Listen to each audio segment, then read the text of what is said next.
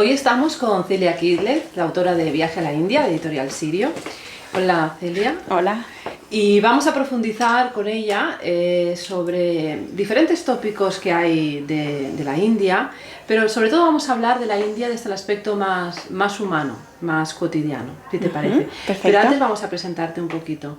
Eres licenciada en Geografía, máster también por la Universidad de Barcelona en Construcción y Representación de Identidades Culturales. ¿Qué es esto, Celia? Sería un poco estudios culturales, o sea, el estudio, lo que en el ámbito estadounidense se llama estudios culturales, y es el estudio de la sociedad, de cómo se forma nuestra identidad, y sobre todo también toca bastante los temas de lo que sería dos periodos diferenciados, que sería el de la modernidad y la posmodernidad. Y se entiende un poco de cuáles son las dinámicas de funcionamiento, sobre todo de esta posmodernidad, este periodo en el que la sociedad es tan movible, en el que hay unos cambios, unos movimientos migratorios constantes. O sea, es lo que llamaríamos, asociándolo a la geografía, estamos en un momento de territorio flotante, ¿no? El territorio es flotante. Y un poco sería este estudio, ¿no? Y está relacionado, exacto, sí. Además investigas la psicogeografía y el sonido de los lugares. Esto me llama la atención. Te ha llamado la atención. Sí. A ver, la psicogeografía, como bien lo dicen, son dos palabras, ¿no? O sea, psicología y geografía, ¿no? Entonces, desde la geografía lo que uno puede estudiar es la percepción que tiene el ser humano de los lugares. Uno cuando pasea o cuando se mueve por un espacio, siente, o sea, recibe unos inputs. Y esos inputs condicionan nuestra experiencia y nuestra percepción de ese lugar. Y a la vez el lugar también nos condiciona y nosotros lo condicionamos, como un juego de bidireccional.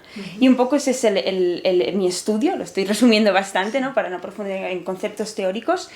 Y luego lo que trata sobre el estudio de los sonidos de los lugares, de momento es algo muy personal mío, pero es grabar el sonido de todos los lugares a los que voy y por los que paseo y encontrar sus diferencias, asociándolo a esa psicología del espacio. Muy bien. Sería...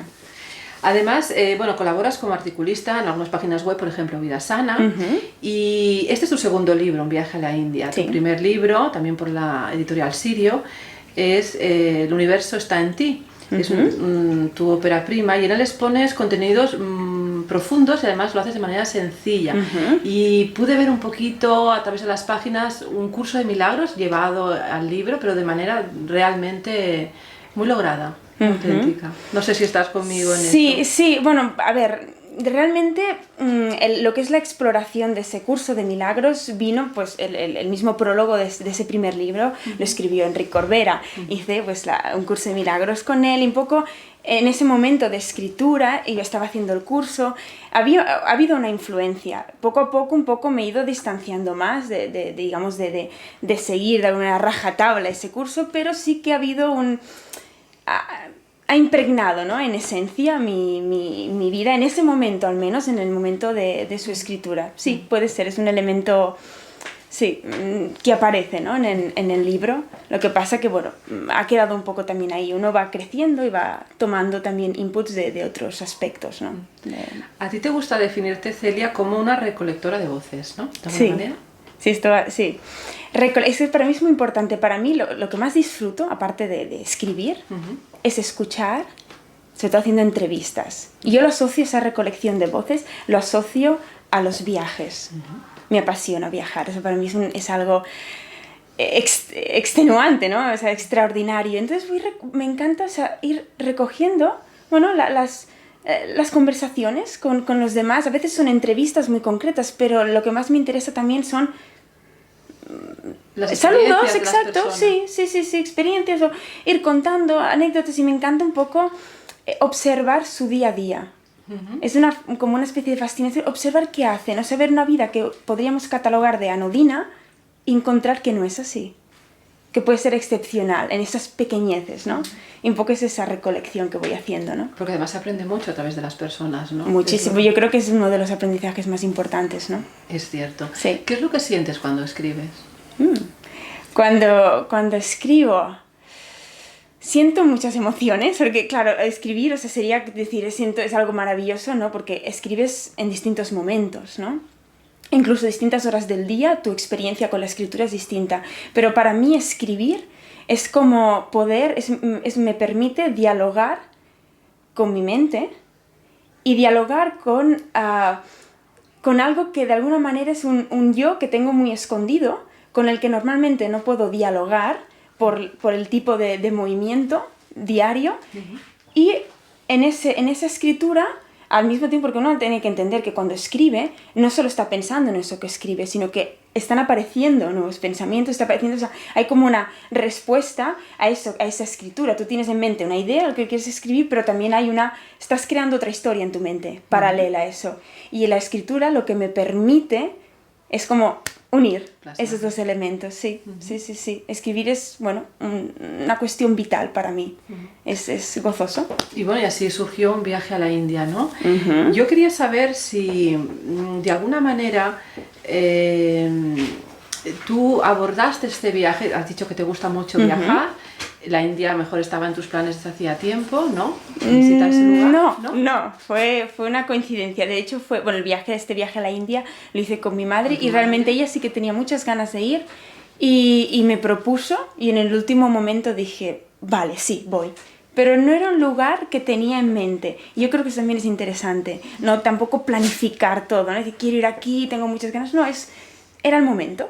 O sea, fuiste sin expectativas. Yo creo que es porque mucha gente que viaja a la India viaja con ciertas expectativas por lo que nos venden, ¿no? Un poco entre comillas, que se respira toda una aureola de iluminación. Vamos a hablar un poquito de este tema, ¿no? Desmitificar un poco todo este tema o lo que tú sientas, Sí, ¿no? bueno, claro, es que esto está muy asociado a la geografía, en cierta manera, y es que... Pero hay un turismo de iluminación, exacto, ¿no? a eso me refiero. La asociación, lo que quería comentarte era... en el momento en que aparece un concepto, lo que es el topónimo, nosotros creamos en nuestra mente como una especie de mapa mental de ese lugar. Y la India tiene unas connotaciones y está tan estereotipada, ese orientalismo exótico, ese mismo turismo de iluminación. Si voy a la India, muchas veces no, me voy a iluminar, voy a poder ser un gran maestro de yoga, voy a poder hacer muchas cosas que aquí no soy.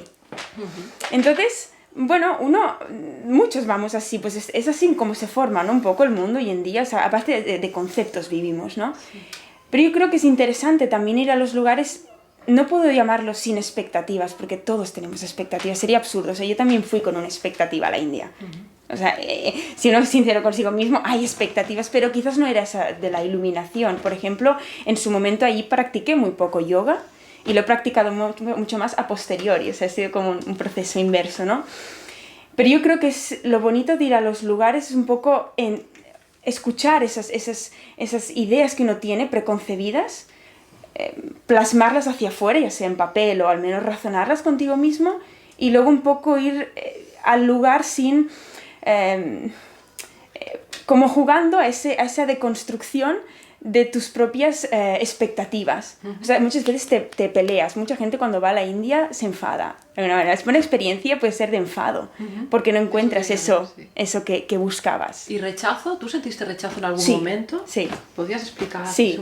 De hecho hay una parte del libro que hablo del concepto de, más que de rechazo, asco. Y es un asco que siento, como una repulsión que empiezo a sentir hacia el lugar, hacia el entorno. No por nada en concreto, llega un momento que a veces estás cansado, el viaje, ya no digo porque si empiezo a decir qué características tiene ese lugar, acabarían esos estereotipos, por lo tanto no es lo que me interesa, ¿no?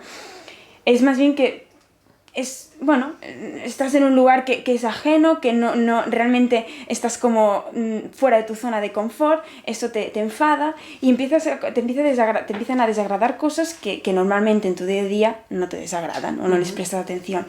Y ese asco empezó también pues hacia mi madre, hacia mí misma, o sea, fue como pero no es por nada en concreto, o sea, no te digo porque vi eso, una imagen que me molestó, es más bien el hecho de no ser capaz de poderme integrar en ese lugar, de seguir sintiéndome como una extraña. O sea, el rechazo viene más hacia uno por su propio comportamiento que por lo externo. Al menos desde mi percepción, que estudio la psicogeografía, por lo tanto soy muy consciente de esa visión del lugar. Claro. Otras personas quizás no la tengan así, ¿no? Pero encuentro, que es... cuanto menos viajar es interesante. Y y sin ninguna creencia concreta de que un viaje a cierto lugar vas a encontrar unas cosas determinadas. Es que la experiencia de cada uno es tan... Yo creo realmente en esa individualidad, aunque hay algo que nos una. O sea que en este libro se refleja mi experiencia, mis roces con ese lugar. Las reflexiones que vas haciendo. Está bien porque vas reflexionando sobre temas muy interesantes. Por ejemplo, también analizas el tema del miedo, siempre vivimos con miedo, ¿no? No sé si en algún momento también sentiste miedo, ¿no? Hablas del machismo también que se encuentra en la sociedad concretamente, ¿no? Pero también esos miedos a veces son creencias, forman parte de nuestro sistema de creencias, ¿no? Sí, exacto. A ver, hablo ahí, hay como diferentes miedos, tú misma lo has comentado, ¿no? Una cosa es el miedo geográfico, el hecho de estar en una zona que no conoces y produce miedo porque no eres capaz de crear en tu mente una imagen de qué hay más allá de esa calle. Lo que vendrá después. No lo sabemos, o sea, ese miedo es hasta excitante, o sea, yo creo que lo vamos a experimentar todos para sentirnos vivos. Y luego hay el otro miedo que es ese, que va asociado a ese, pero es el de crear historias en cuanto a las interacciones con los demás. Y ese miedo, por ejemplo, asociado también... Ese comentabas, ¿no? Ese machismo muchas veces va asociado también hacia mi propia creencia de que es como concepto, como ser el hombre en sentido en opuesto a mujer, ¿no? Entonces uno se siente, o sea, ve más cosas de las que igual tendría que ver, o sea, como que creamos más historias de las que realmente suceden, ¿no? O sea, que igual esa experiencia no era tan machista, pero yo justifiqué que fuera así de alguna manera, ¿no? Esa experiencia, uno mismo a veces se recrea demasiado, ¿no? En sus propias historias y es lo que produce esos miedos, es el pensar constante en qué va a pasar, en asociarlo a experiencias pasadas y no vivir el presente. Y no vivir el presente, de lo que se trata cuando viajamos. Sí, algo tamaño tarea. Sí. ¿Hay alguna vivencia, alguna escena que te impactara más durante este viaje que quieras hacer partícipe? Incluso que a lo mejor no hayas escrito en el libro, que ahora te venga a la cabeza. Quizás lo que más estaba pensando, pues quizás a mí lo que más me impactó fue más bien en el viaje de regreso. Porque, o sea, en sí la experiencia cuando tú estás allí tampoco eres, o sea, te impactan las cosas, pero no estás a veces tan en otro estado, como una exaltación que tampoco eres tan consciente, o sea, estás como filtrando todo el rato, ¿no? Esas son demasiadas cosas y tampoco las razonas tanto. Pero en el viaje de regreso, que estaba en el aeropuerto de Londres, ¿no? Que allí como un poco ya estaba en mi zona de confort, es cuando uno aparece realmente el movimiento interno, ¿no? Se sacude más, ¿no? Todo a nivel de poder reflexionar sobre esas sacudidas, ¿no? Internas. Y entonces ahí había una chica enfrente, esto sí que lo comento un poco en el libro, pero es interesante, ¿no? Había una chica enfrente que... bueno, acá estaba comiendo bastantes cosas, estaba pues, comiéndose como un helado, un bizcocho, bastante, ¿no? Y luego la vi, estaba bastante delgada, triste, era una chica italiana, ¿no? Que estaba pues de algún viaje, no sé, probablemente no venía de la India, ¿no? Pero viajaba, ¿no? De algún destino. Entonces esta chica luego se fue al baño, cada un poco rato volvió y yo empecé un poco también... Nunca le llegué a preguntar qué había hecho, ¿no? Pero un poco también uno que empieza a pensar, como escritor, creas historias, ¿no? Te gusta reflexionar sobre ello, ¿no? Entonces, pienso, esta chica, o sea, todos podemos saber, ¿no? Intuir qué podía haber hecho en el baño, estaba muy delgada, demacrada. Entonces pensé, ostras, eso lo que me impactó más es ese cambio a nivel de la cultura nuestra, porque por mucho que queramos ser... como no homogéneos, pero crear como una transculturalidad. Al fin y al cabo hay como una cultura occidental muy marcada que nos condiciona, ¿no? Como seres. Entonces vi que de alguna manera esa muchacha, o sea, la relación que tenía consigo misma, el sufrimiento, la clase de sufrimiento que estaba experimentando era totalmente distinto al que había visto en la India. No en todos, ¿no? Pero era distinto, era un sufrimiento... Es una persona que solamente era bulímica, ¿no? Que devoró la comida y luego se fue... Sí, pero lo estoy diciendo como rechazándola por ser eso, pero sí por el hecho de que... o sea, no estaba viviendo una vida, o sea, como que tenía poco contacto con otras realidades, y eso no le estaba, o sea, estaba como construyendo su historia, porque todos construimos una historia, y la estaba como construyendo en un mundo en el que estaba creando más preocupaciones igual de las que tendría que haber creado, ¿no? O sea, que a veces un poco me di cuenta, hubo como una diferencia, y yo misma igual me pude sentir identificada, porque al volver, hasta mi propia mente creé, o sea, a mi propio cuerpo creé como una coraza, de nuevo creé una historia como una historia occidental, en la que mis preocupaciones son mucho más mentales que de tipo físico. Vale, Uno se da cuenta, digamos que dejaste ir, eras otro, sí, estabas más abierta a todo, sí, ¿no? A lo que llegar, y viviendo más el presente. Sí. Y cuando llegases allí volvieron otra vez las Exacto, máscaras, exacto. O sea, yo creo que un poco ahí es la experiencia, corazas, ¿no? Que ve un poco uno, ya no digo porque fuera a la India, porque si no estaríamos también mitificando, claro, sino por estar en un lugar ajeno, ¿no?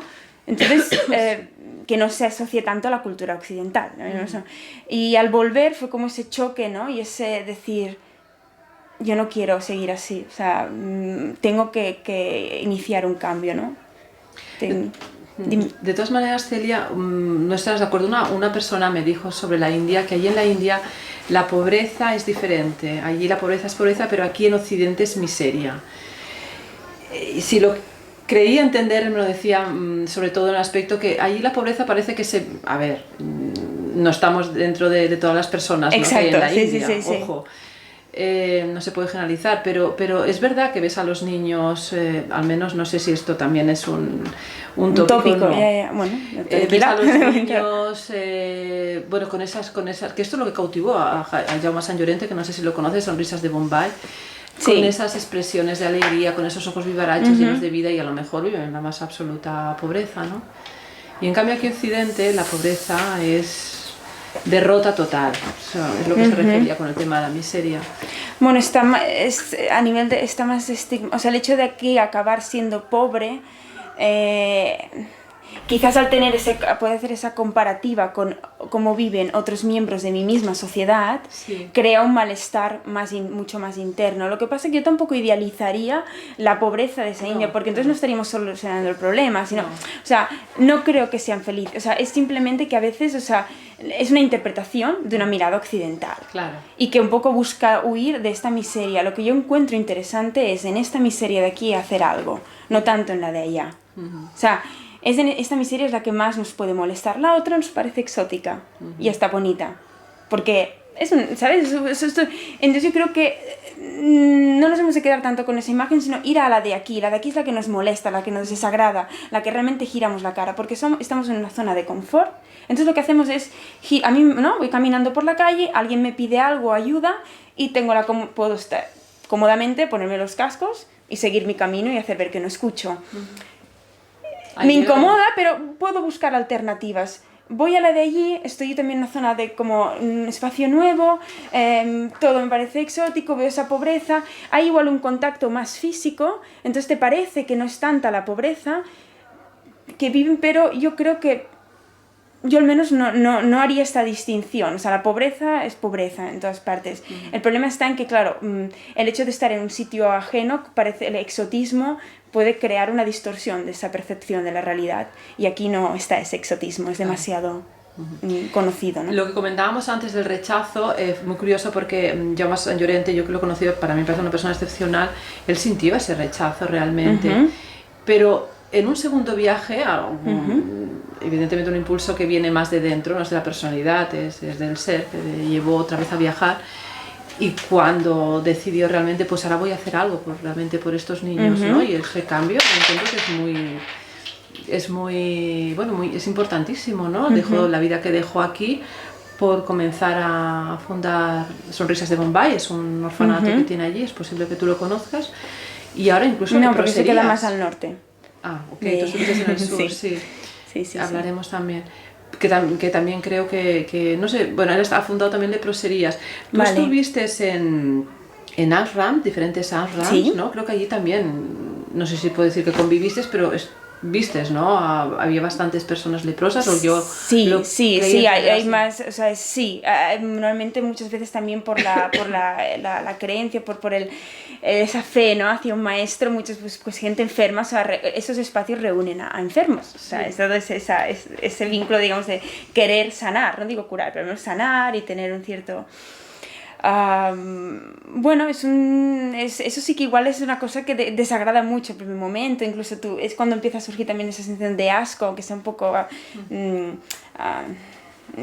mí un poco me avergüenza, ¿no? Esa primera reacción que sea eso, pero bueno, creo que es muy humana, ¿no? También, o sea... Es importante mostrarse, exacto, ¿no? entonces, pues sí, esa sensación de molestia, de que no estás en un espacio, ¿no? Agradable, pero...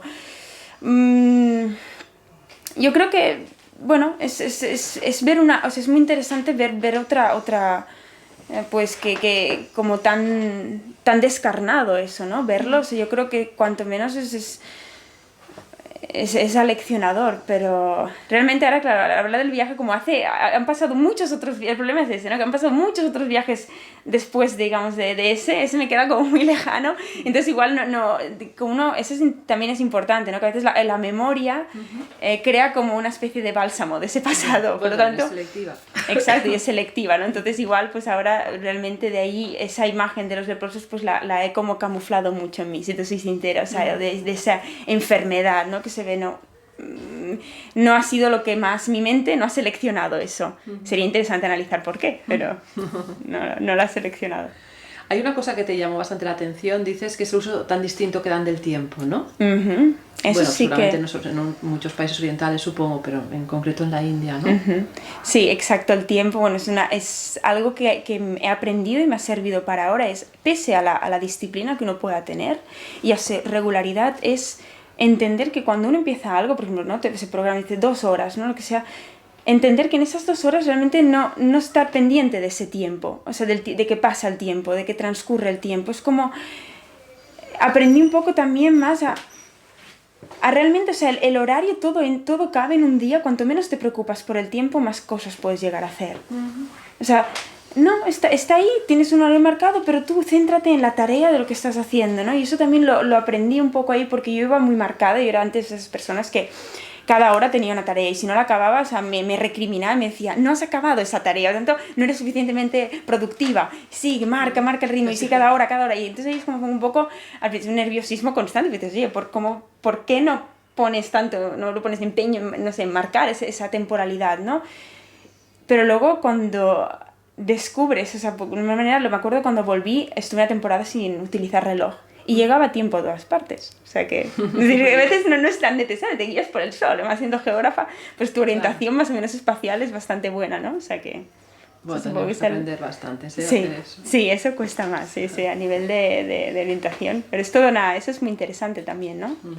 Dejarnos una cosa que a mí me gustaría mucho hacer como de experimento, que está asociado a lo que estoy investigando ahora, es ver durante una semana, no tener ningún tipo de mecanismo o de artefacto que nos pudiera marcar nuestro horario. Es decir, levantarnos por la mañana con un reloj, con un despertador, acostarnos porque dan un programa. ¿Sabes? Todos tenemos, o ver el ordenador y consultar tal cosa y ves la hora. Sin eso, si nosotros podríamos regular nuestros ritmos biológicos. Sería interesante para descubrir uno mismo cuán desconectados estamos de esa rítmica biológica interna. O sea y ahí un poco la pude aprender más. Muy bien. Antes hablábamos de los ashrams, estuviste en el Sri Aurobindo, creo, en el de Ama, Sai Baba también, no sé si me quieres comentar alguna anécdota, algo en concreto. Bueno, de vivir realmente, bueno, de estar dentro, porque claro, a veces no es tan sencillo estar en el mismo ashram. De hecho, en los 2 únicos que estuve fue en el de Ama, en Kolam, y luego en el Sai Baba. Los otros 2 estaba como en un hostel fuera, ¿no? Porque a veces tienes que pedir hora. Gente, ¿no? Sí, no es tan sencillo, ¿no? Y si vas sin un programa concreto, pues no puedes decir, oye, mañana vengo. Pues no hay sitio, ¿no? Entonces te voy a explicar un poco sobre todo la experiencia de los que estuve. El espacio es muy diferente según el maestro que está ahí. En el de Sai Baba, pese a que pues ya murió, era un sitio silencioso. no había, o sea, no había ruido, se oían los pájaros, sí, ¿no? Pero a ciertas horas, que era brutal, ¿no? El sonido ese tan intenso, ¿no? De las aves, pero era todo silencioso, toda la gente era como... Estabas como tú mismo al final... Sí, o sea, era brutal. Y luego el de Ama era totalmente lo contrario, es un sonido, pero muy bonito también, ¿no? También te gusta, ¿no? Pero era color, mucho movimiento, ruido, o sea, canciones, o sea, era... Pero como sella, ¿no? Mejor como son cada maestro. Sí, pero es muy interesante porque eso también te demuestra... Ir a los diferentes maestros también hace que relativices un poco también tu percepción o tu idolatría en relación a un maestro. Ahí es un juego muy interesante porque pensamos que tal maestro tiene que ser esto y tiene que tener estos atributos. Y no, porque es distinto, ¿sabes? Ves muchas, es muy plural, ¿no? Vale. Entonces te descubre un poco... el hecho de que como humanos, como maestros, o seamos lo que seamos, somos muy plurales. Y te hace vivir en un relativismo que a mí personalmente me fascina, ¿no? Es decir, eso, no existe ningún tipo, ¿no?, de verdad absoluta. Y... Bueno, de hecho dices que no hay que creer, no es conveniente creer ciegamente en nadie, sea maestro, en nada, ¿no? Pero no podemos idealizar tampoco a los maestros. No. Y haces una reflexión como un Gandhi bastante interesante. Sí, eso de ahí es una reflexión que tiene un doble juego, ¿eh? Por eso esa reflexión, claro, ¿sabes qué pasa? Que esa reflexión aparece, o sea, o parte, digamos, el inicio lo pone un poco mi propio desencanto. O sea, el hecho de idealizar a alguien y cuando te das cuenta de que no es todo eso, o cuando lees muchas más cosas y te das cuenta que es muy plural. O sea, el problema está en que cuando idealizamos, encapsulamos o estaticizamos a un ser. O sea, es esto, es una caja. Y no, o sea, puede, o sea, girar y ser otra cosa y comportarse de otra manera distinta, ¿no? Y entonces es muy peligroso esa idealización de las personas o de los maestros, porque se aplica a todo, o incluso de los lugares, o puedes aplicar la idealización a todo, ¿no?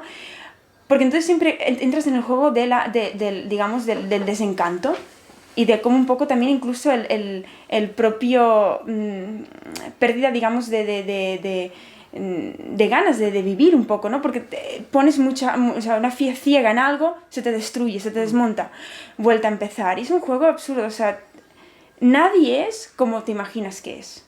Siempre es una construcción. Si partes de eso, bueno, le permites al otro, sea maestro o sea quien sea, pues que muestre todas sus caras. Y si te molesta una de esas caras, pregúntate por qué a ti te molesta. Es un problema más bien interno tuyo, ¿no? Claro. No del otro, ¿no? Exacto. En el de Ama creo que estuviste 2 días y sí. No sé si decirle lecciones, bueno, en una de las charlas que hizo. Sí, sí, es verdad, cierto. Sí, bueno, es como unas charlas que dan exacto, que hace ella de... Explicaste, me pareció interesante que podemos comentarlas un poquito aquí. Ella citó los 4 caminos, ¿no? O actitudes sí. del ser humano, habló del tamásico.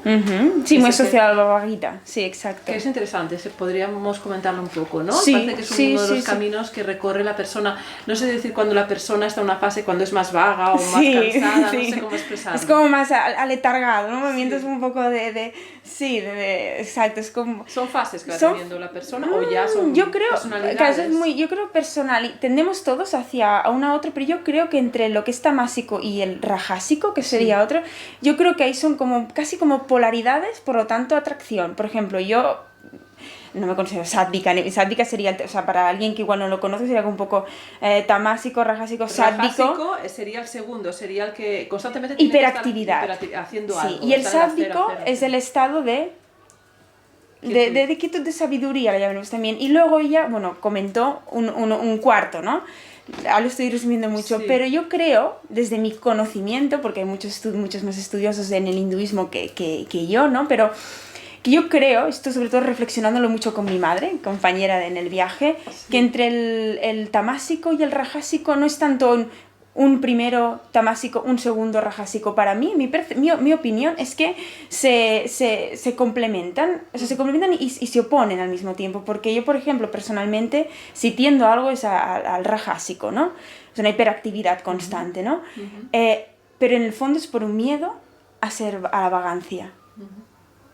O sea, es siempre, yo creo que el miedo es como lo que lo No permea todo. O sea, uno, o sea, hace una cosa también por miedo a no caer en lo otro. Yo creo que esos dos están como siempre, como una balanza, ¿no? Caes en uno, caes en otro, caes en otro. O sea, y el que es vago también a veces actúa también como sin control en ciertos momentos, ¿no? Entonces yo creo que un poco es entender que estamos en este juego constante. ¿Y entonces el camino adecuado cuál es, Celia? Ostras, esto es una gran pregunta. No es el camino adecuado. Yo creo que... Perdona, dime. Sería de servicio a lo mejor. Pero a ver, porque, a ver, si lo he Sí, entendido. El sí. sádvico dice, se acepta al mundo y a uno mismo. Sí. Pero en el fondo es un poco, sirve con sacrificio, desde el sacrificio, o sea, no es... Bueno, esto es más asociado un poco al rajásico, el tamásico y el rajásico queda más o menos claro. Entonces el sádvico, que es el otro que muestra el Bhagavad Gita, es como el camino en el que uno sirve, exacto, y un poco se desapega, digamos, de sus propios, del fruto de sus actos, y al mismo tiempo tampoco no hace nada, porque a veces uno puede ser ese desapego del mundo y me quedo de brazos cruzados, eso sería más bien tamásico. Es ser muy activo, pero sin esa ansia constante por hacer. Lo que pasa, que eso es lo curioso y lo novedoso para mí cuando lo explicaba Ama, es que el Bhagavad Gita se queda aquí, en este estado sádvico, y ella propuso un nuevo estado, el cuarto, que ella dice, muchas veces esos sádvicos son aquellos, es como juega el ego, aparece el ego, y el ego es como yo puedo servir a los demás, puedo ayudar a los pobres, pero soy yo. Es el salvador. ¿No? Exacto, es el salvador. Muchas veces, o sea, es el salvador, exacto, el salvador, perfecto, tú mismo lo has dicho. Y ella dice, hay otro más. Y es ese que sirve, pero sin ser salvado, o sea, sin pretender salvar. Entonces un poco, bueno, ahí, porque muchas ahí veces... Ya no juega el ego. Exacto. Un poco yo creo que ese es el juego, ¿no? Y es lo que más me llamó la atención y pensé, qué perspicaz que es, ¿no? O sea, da en el clavo, ¿no? Porque ahí justamente piensa en el entorno, el contexto, ¿no? Del lugar donde estamos. Mucho sádvico, ¿no? Entonces, claro. o personas que creían que eran sádvicas. Entonces es como hurgar en la herida, ¿no? Es decir, oye, pues sigue trabajando. Eso lo tienen mucho, ¿no? Los maestros que siempre... aprietan, ¿no? Aprietan ahí donde o sea duele, que yo creo que fue muy interesante, muy gracioso. Y aparte todos reímos, ¿no? Un poco era como, es cierto, hemos de mejorar. Pero sí. ¿Tú crees, Celia, que recibimos lo que necesitamos o lo que nos merecemos en la vida? Pues esto es también buena pregunta. Creo que lo que nos merecemos, o sea, claro, tenemos que definir qué es el merecimiento y qué es la necesidad. En cuanto a necesidad, yo creo, parto mucho a... Esto es algo interesante porque la necesidad, hay unas necesidades como biológicas, pero luego hay necesidades humanas que creamos nosotros. Entonces, bueno, que hay como un juego... Es un poco complejo, ¿no? Yo creo que sí que realmente... O sea, recibimos lo que merecemos, pero ese merecimiento va muy bien, más bien asociado... No es tanto que recibes aquello que... perdón que use las mismas palabras, pero que uno merece, ¿no? Es más que nada que uno recibe un poco en función de lo que... del camino que va trazando y va recibiendo una serie de cosas, lo que pasa que normalmente diríamos necesarias para ese avance, que puede ser muy fisiológico, no estoy hablando a nivel espiritual, ¿eh? Y luego al mismo tiempo hay una serie de cosas que igual nosotros no estamos recibiendo porque hay un bloqueo por parte nuestro que va asociado al merecimiento de esas cosas. O sea, yo creo que es como un juego entre ambas, ¿no? Bueno, primero de todo es creer que te lo mereces, ¿no? Las cosas. Sí, ciertas cosas, exacto. O sea, yo creo, a mí me gusta mucho siempre, cuando tengo momentos así un poco de desajuste mental, que todos los tenemos, ¿no? Es preguntarme, digo, si no hubiera nada realmente que limitar, así incluso ni mi propio cuerpo, ni como ser, estoy aquí ahora mismo, o sea, ¿qué haría, no? Entonces aparece y dice, quiero ir aquí, pero esto es algo que es imposible llegar a ese estado, a ese lugar. Entonces ahí aparece un poco, es cuando me permite analizar ese merecimiento, ¿no? Del por qué creo que no se puede dar aquello que en cierto momento creo que necesito o que quiero. Luego ya está el juego ese también de qué quieres y qué necesitas, ¿no? Porque cuando uno madura, pese a que tampoco he madurado tanto todavía, yo creo que la vida es simplemente un trazado, o sea, un trazo, una línea que de orden cíclico y que al fin y al cabo todo eso que querer llegar a ser, no llegar a ser, es absurdo. Pero todo, incluso, o sea, yo creo que incluso, esto puede ser un poco así extraño, pero incluso la propia experiencia de la pobreza, pues es la experiencia de la pobreza. En este mundo hemos de tener claro que como no todos vamos a experimentar riqueza o sea, vamos a llegar a un estado de riqueza absoluto. Porque es que forma parte del juego del aprendizaje que haya pobreza también, es un juego de opuestos. El problema está en creer nosotros que hemos de llegar a esa perfección. No. Es vivir, o sea, me lo comentaba una de esas voces digamos, recolectora de voces, esas voces que escuchaba en un viaje anterior que hice. Me decía, dice, a mí me ha destrozado creer que tengo que llegar a algo.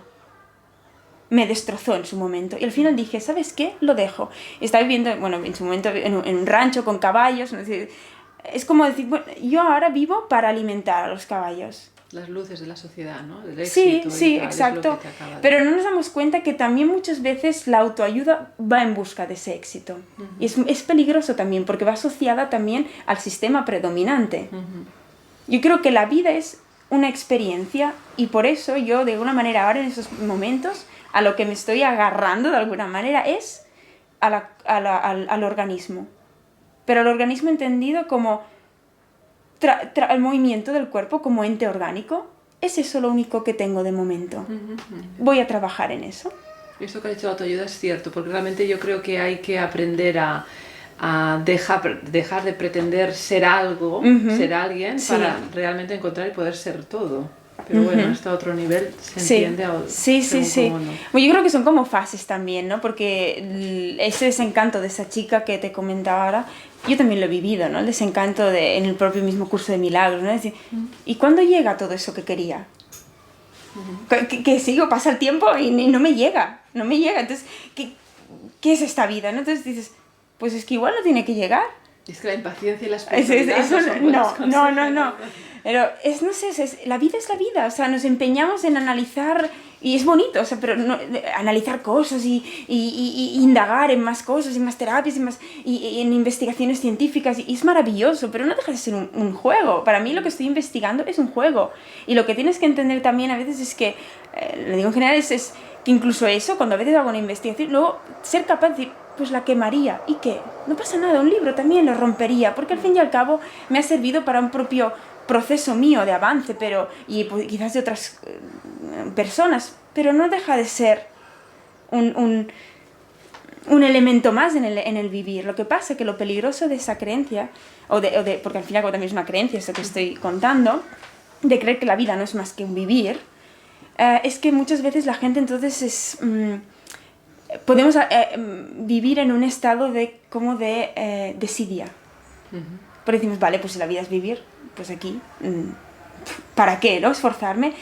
Y ese es el peligro. Yo creo que es una fase. Lo que tenemos que llegar es un momento en el que, no, vivir por vivir, pero es como cortar con esas expectativas, experimentar esa desidia, por decir, es que por muchas expectativas que me cree es un juego absurdo, y luego es como que aparece realmente un goce de un vivir, pero que ya no va ni asociado a unas expectativas de llegar a ser algo y creer que lo vamos a conseguir si seguimos este camino concreto de sanación, ni tampoco por ese corte de expectativas que te crea como un hastío por la vida. Es llegar a un momento que superas eso y decir, vale, es esto lo que hay. Y si solo hay esto, soy capaz de vivir con un cierto goce.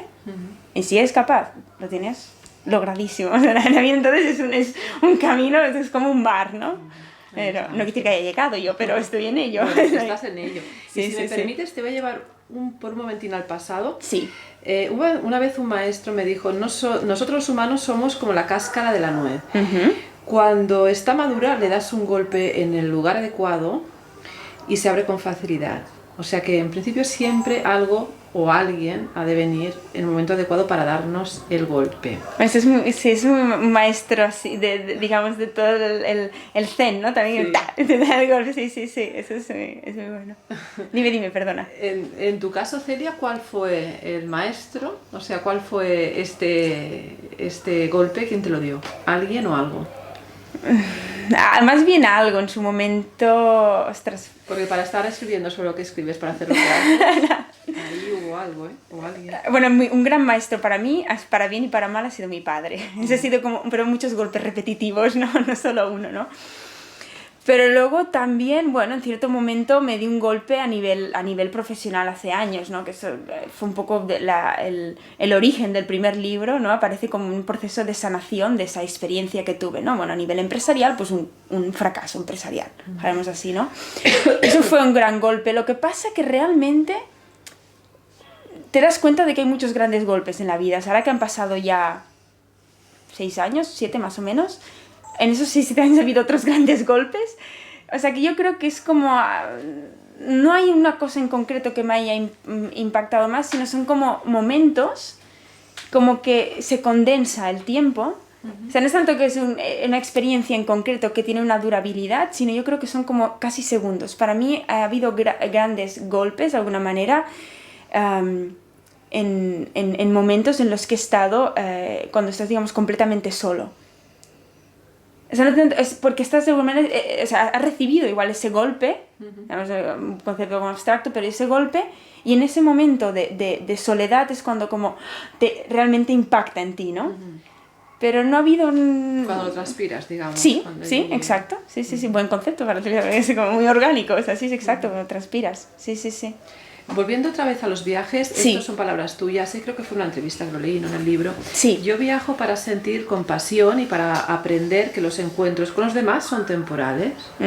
Eso es una gran lección para mí. Los encuentros son temporales con todo el mundo. Y esto lo leí el otro día, estaba leyendo un libro. Estamos todos de paso. Que era de un texto que era, creo, de Isabel Cochet, y decía: qué difícil es olvidar los encuentros con los desconocidos.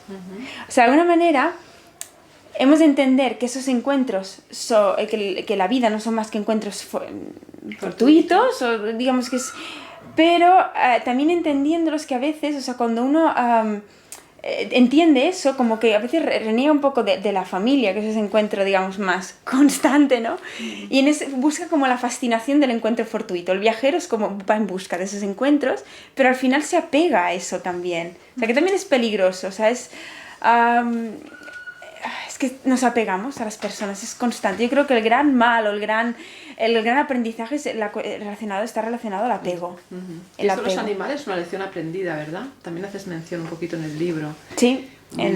Porque los animales, cuando han de dejar atrás a alguien porque repercute en el... Bueno, Sí, exacto. ahí está esto. Sí, de hecho el ejemplo que un amigo que lo leyó y él dijo: Celia, aquí eres tan demasiado bestia, eso no, ¿por qué estás contando esto? No, le dolía bastante, pero es verdad. Yo dije, porque lo vi de hecho en un reportaje, no estaba viendo el reportaje, y decía, una manada, cuando hay un ser, uno de los miembros está herido, puede actuar de dos maneras. Ahí está esta idolatría, ese juego de, digamos, está asociado, ¿no? También puede actuar salvándolo, o protegiéndolo para que un depredador no le hiera o lo mate, o también pueden abandonarlo, y acepta ese abandono también, porque tienen que continuar.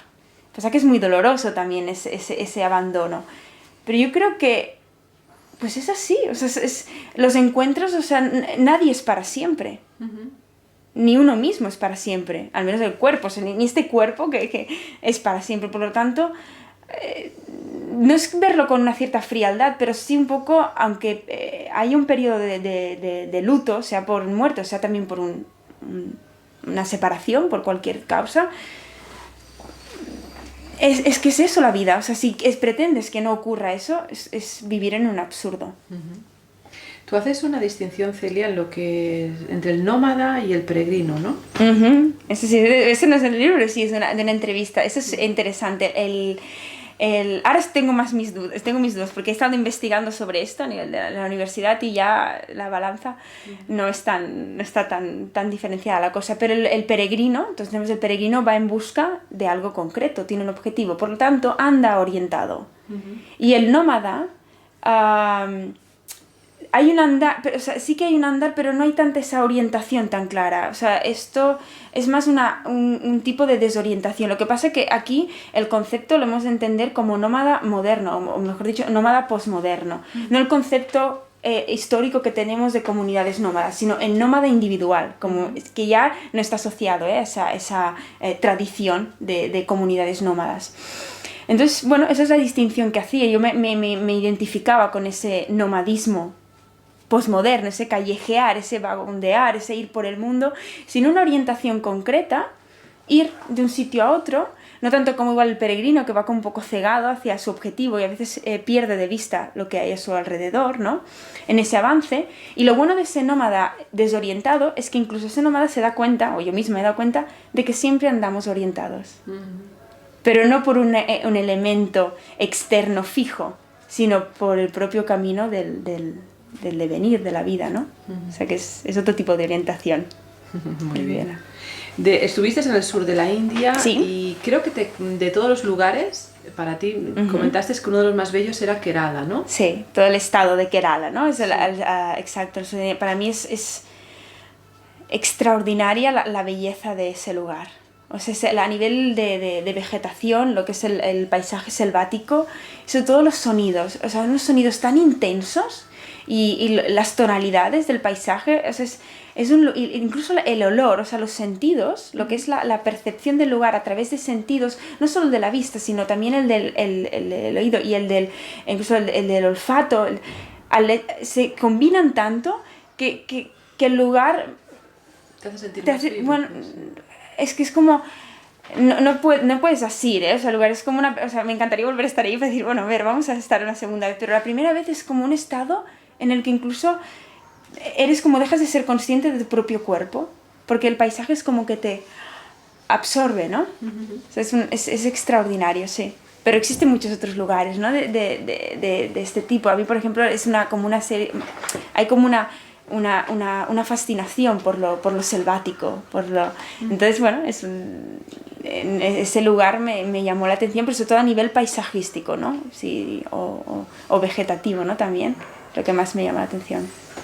¿Y qué es lo que hay de invisible realmente en la India que te toca y te trastoca, te transforma? Incluso algunos pueden llegar a transformarlo, porque parece que sí existe. No sé si una palabra te atreverías a definirlo. ¿Hay algo que puedes decir que, bueno, tú lo sentiste así? Es mucha gente que dice, sientes algo invisible que hay en la India, esa aureola que sí, va más allá. Bueno, si sientes, yo creo que es como claro. sí, puede ser, es más pesada la energía. No sé, es una afectación, o sea, que algo que afecta a tu cuerpo, o sea, incluso tu propia motricidad cambia, o sea, no sé cómo explicarlo, es un cambio, pero lo que lo percibes no es tanto a nivel de mental o razonamiento mental, sino de sensación física, o sea, hay como es que yo creo que hay como incluso un cambio en el flujo, en el movimiento de tu organismo, entonces eso yo creo que es lo que hace que impacte, eso sería interesante analizarlo, me apuntaré para próxima investigación, pero... Hay algo pero no lo sé definir, o sea, porque si lo queremos definir con palabras se escapa. Pero sí que lo has sentido, que es así, es real. Sí, ha habido sí, hay un antes y un después, es verdad. Entonces, claro, es lo que hace que cree la mitificación, la estereotipación de la India, claro. Pero hay algo pero que no se puede definir con palabras, y es mejor así. Dejarlos en el anonimato, ¿no? En lo sin nombre, ¿no? Bueno, como tú dices, en el silencio aparecen las respuestas. Y siempre es verdad que siempre queremos sentirnos ocupados, en eso estoy de acuerdo contigo. No sabemos estar sin hacer nada y además disfrutar de solo ser. No sabemos, nos cuesta mucho en Occidente. Exacto, siempre las ocupaciones, ¿no? En el hacer. ¿Esto es qué estado era? Que ahora se me ha olvidado. Este sería el rajásico. Rajásico, sí. Pues somos muy rajásicos. Somos muy rajásicos. En Occidente, mucho. Sí, mira, pues si te soy sincera, no he encontrado la solución a ese estado, digamos, a poder ser del todo, ¿no? Para la redundancia. Mi única solución o lo único que he encontrado posible es que esa ocupación sea algo en lo que te desborde por la pasión que sientas en lo que estás haciendo. O sea, por ejemplo, yo no concibo una tarde, por ejemplo, yo evito ver la televisión. Entonces no concibo una tarde-noche sentada viendo la televisión. Para mí es perder el tiempo. Entonces lo que hago, por eso es estimulante, pues me pongo a escribir. O sea, sí que busco una ocupación, Pero también esa ocupación a veces puede ser, por ejemplo, estirarte en el suelo. Claro, o sea, es buscar, es decir, ya que no puedo disasociar, no puedo renegar un poco de esa ocupación, que también sea una ocupación en la que no hagas nada, ¿no? Me gusta mucho, para mí es muy importante, por las mañanas, una de mis ocupaciones es estirarme en el suelo antes de hacer mi práctica de yoga, estirarme en el suelo sin hacer nada. Mira, te iba a preguntar cuál era un momento importante para ti del día. Para mí la mañana, sobre todo, la mañana es fascinante y sobre todo para mí, yo creo que es clave también, o sea, levantarse pronto, yo creo que es, o sea, no concibo el no levantarse temprano. No quiere decir que sea a las 4 de la mañana, pero no lo concibo para mí, según mi estado. Al ser rajásico, igual. Ahora últimamente me levanto igual más hacia las 7 de la mañana, y para mí es un poco tarde, pero bueno, por otras cuestiones, pero igual acabo tarde en lo que estoy haciendo. Pero las 6 de la mañana yo creo que es una hora fascinante para despertarse, y sobre todo para mí es muy importante por la mañana, siempre hacer... Hay un tema con el prana, ¿no? Levantando por la mañana a la gente que hace la respiración. Exacto, sí. Y hacer, exacto, ejercicios. Bueno, yo no hago solo yoga, sino combino yoga con ejercicios de danza también. Tengo mi tabla. Ah, sí, porque hemos de recordar que tú además eres profesora de danza, ¿no? Sí. Bueno, ahora lo he dejado un poco porque mi tiempo no lo puedo, o sea, trato de desdoblar o triplicar incluso, pero no, ahora mismo no tanto, pero sí que es una cosa que lo que es el estudio del cuerpo humano, más que de danza también trabajo mucho lo que es la corrección postural, o sea que es como la parte más técnica me baso en la técnica de la danza. Yo estoy fatal sentada ahora mismo, ¿no? Bueno, yo tampoco estoy tan perfecta, o sea, no pasa nada, no te preocupes, mujer, pero sí que es importante la conciencia del cuerpo. Entonces lo que hago cada mañana es tomar conciencia de mi cuerpo, o sea, yo creo, a mí me ha cambiado, y de hecho lo digo por si alguien tiene alguna lesión. Yo tuve una lesión de pie muy muy grave, y ese ejercicio constante, esa disciplina diaria de hacer ejercicios de danza, pues un relevé, no sé qué, trabajar mucho los pies, me ha salvado y me ha permitido caminar y volver a bailar. Pero requiere una disciplina pero luego se convierte en un goce. O sea, yo no sé ahora levantarme y no hacer mis ejercicios. Me falta algo. Pero bueno, yo creo que es muy importante la motricidad, o lo que es el sistema motriz, ¿no? Es clave, al menos ahora en este momento que estoy un poco enfocando más mis libros hacia esa rítmica interna del cuerpo. Creo que es imprescindible, algo muy valioso en la India, que no todos, pero lo que es la práctica del yoga yo creo que a mí me ha fascinado. ¿Te quedarías con esto del viaje? No, porque justamente allí solo hice una clase de yoga, o sea, en ese momento no me fascinaba el yoga, o sea, todavía no me fascinaba, ¿no? Ha sido después. Es curioso, ¿ves? Ha sido ese algo que no se sabe qué, pero luego me ha llevado hacia el yoga, ¿no?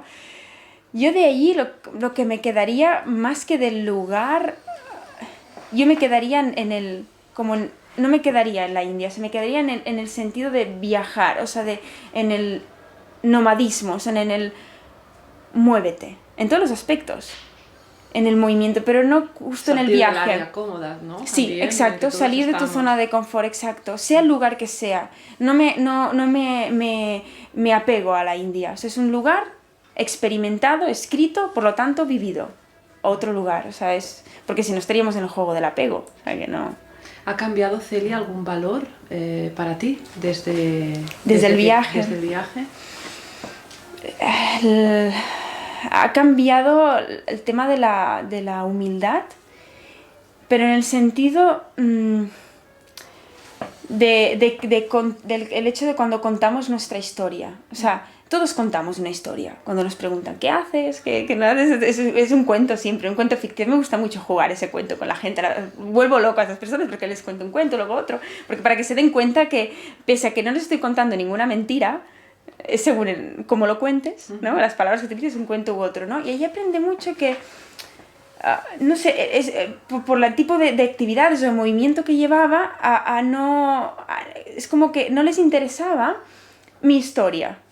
Podía contarles, o sea, aquí un poco en Occidente nos interesa mucho la historia de cada uno. Cuando digo la historia, no sé de qué haces, dónde estás, esa posición, ¿no? Como cuerpo en el espacio, ¿no? Y allí no les interesaba, entonces un poco era como, al principio es como, pero ¿por qué no? Yo soy eso, es esa historia, ¿no? Somos nuestra historia, sino que somos. Y esa falta de interés hizo que poco a poco fuera cada vez más experimentar como el silencio perdiera las ganas de contar esa historia, ¿no? De quién soy. Y eso para mí es una gran lección a nivel de humildad. O sea, cuando estás con alguien, no contar quién eres, ¿no? O sea, no contar quién eres, o contar esa historia, pero jugando, o sea, sabiendo que estás jugando un juego, que es una historia que tú cuentas y decides contar. Y un poco aparece en el libro Viaje a la India, cuando trata un poco la relación con los padres y los hijos, porque los padres cuentan la historia de los hijos. Mi hijo ha hecho esto, mi hijo es esto, lo otro. Igual luego el hijo es un desgraciado, pero claro, es tu hijo y creas un montaje, ¿no? Entonces un poco como una crítica de decir, basta ya de contar historias, o cuéntala, pero un poco con ironía, ¿no? Ponle un poco de gracia al menos para contarla y luego desapégate de esa historia, porque si no, ese apego por nuestra propia historia crea un tormento interno brutal. Por experiencia, te digo. O sea que... Pues muchas gracias, Celia. Yo quería acabar con no es la última frase, pero una de las últimas ¿Sí? frases del libro, que dices: partí con una mochila llena, tan solo con lo necesario para poder viajar cómodamente, y regresé a casa sin equipaje, sabiendo que ya nada era necesario. Una muy buena frase elegida. Gracias, Celia. Muchos éxitos en tus próximos libros. Muy bien, pues muchas gracias. En tus investigaciones. Muy bien, muchas gracias.